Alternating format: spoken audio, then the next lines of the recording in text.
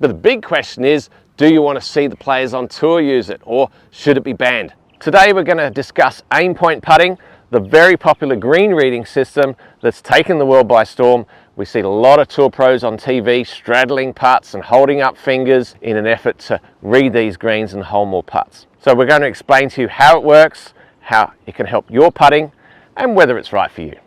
G'day golfers, I'm Glenn Haynes. Welcome to Aussie Golf Pros, where we help you be the best golfer you can be.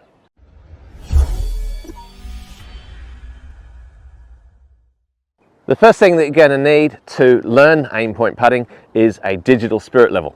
So there are lots of different sorts out in the market, not that expensive, but you can see here if I tilt it this way, then we get a reading there. So when it comes to putting, we're really going to be putting mostly on greens that are 1, 2 or 3%.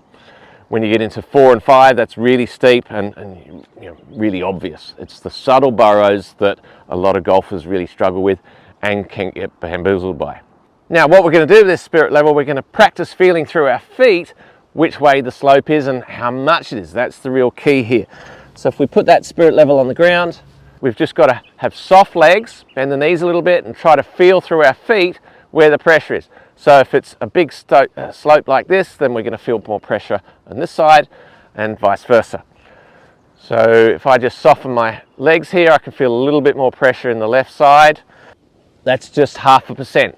That's very subtle borrow. And the challenge here is, I know this green.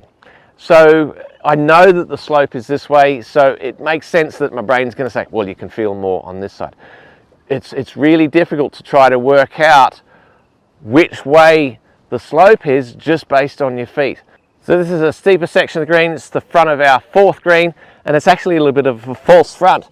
So you can see there, it just rolls down there. This is, let's have a look, 2.5%. So already we're getting to the maximum of, on fairly fast greens, where the ball will stay still. Once you get up to 4 to 5%, the ball's not going to stay there at all. It's going to just roll off. Very visual, very easy to see. So if I just relax my legs and feel it, I can definitely feel more pressure. The challenge is trying to predict how much the percentage is, and that's how Aimpoint needs to work. You need to know the percentage based on what you feel through your feet before you can go to the next session.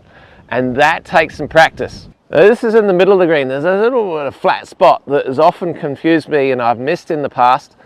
So let's try and feel through my feet. I can't really feel anything. There you go. So it's sloping this way. Most of the green goes that way, but this one has a section and it's sloping 0.8% that way. But I didn't pick it up with my feet. Next, we assign the number of fingers depending on the percent of slope.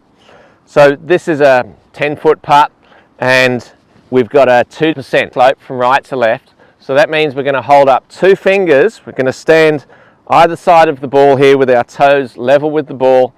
And then we're going to close our non-dominant eye. My dominant eye is my left eye, and I hold it to the edge of the cup there, and that will give me my aim point, which is just there, holding up those 2 fingers. Now this is where it gets a little tricky. So these greens are quite fast. We've just had our Pro-Am, so they're running around about 10.5 on the stimp meter. So that means that the faster the greens are, the more you have to bend your arm, because that effectively is going to broaden your fingers so that you have more break. I've got fairly long arms, but I have fairly fat fingers. So there are some variables that is going to affect how straight your arm is. And that's going to take some practice to work out where you're going to hold those fingers. Anyway, let's have a putt from there, aiming at that tee, 2 digits.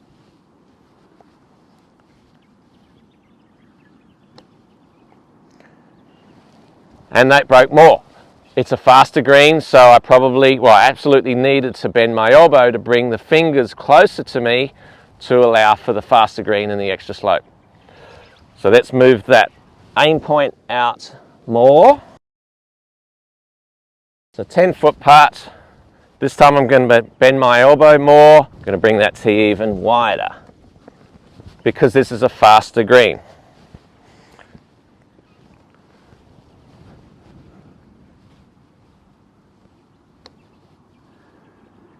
And there we go. So that does take some adjustment. So that's only 2%. And you could see how much that putt broke just from 10 feet. Let's see how well Aimpoint works for a longer putt. So we have a 30-foot putt here.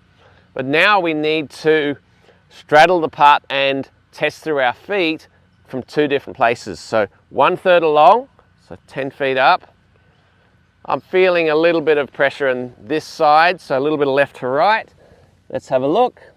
So we've got just under 1% there, and here as well. Obviously I don't want to stand on my line.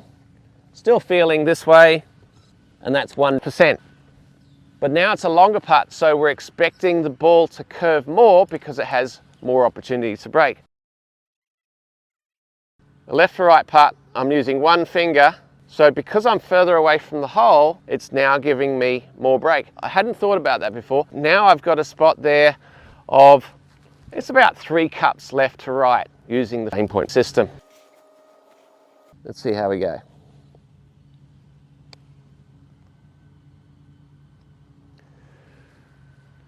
All right, it underread the putt a little bit. It broke a little bit more than the system suggested. Is it perfect? Probably not.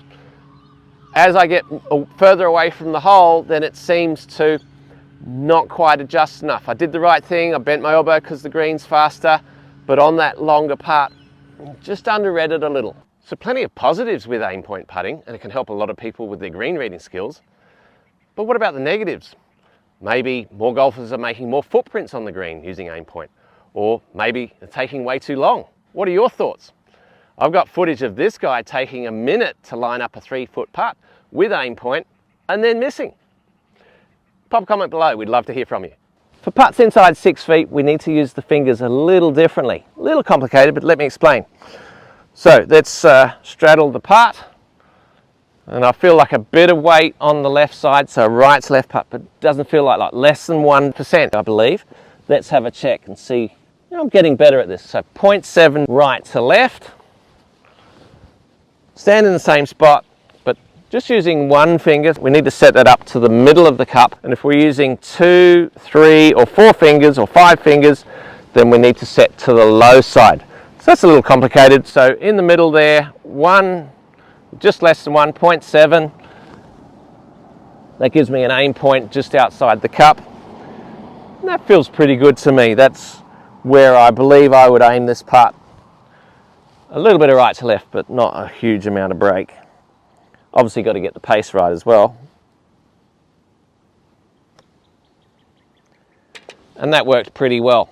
So it is a little bit of a different system inside 6 feet. Not exactly sure of the mathematics of why that is the case, but we definitely need to use the fingers a little bit differently in relation to the cup. This left to right breaking putt has a slope of 4.5%. Let's see if that works with the finger system and is accurate on judging this amount of curve. So standing either side of the ball, still got to bend that elbow because of the faster greens. That's really key. If I'm out here, it's not allowing enough break. So bending the elbow up here, 4.5 fingers, now my left hand, and that's giving me a target of a good 6 feet left of the hole, which is obviously probably necessary with such a curve. Very important to get the pace right with these putts, of course.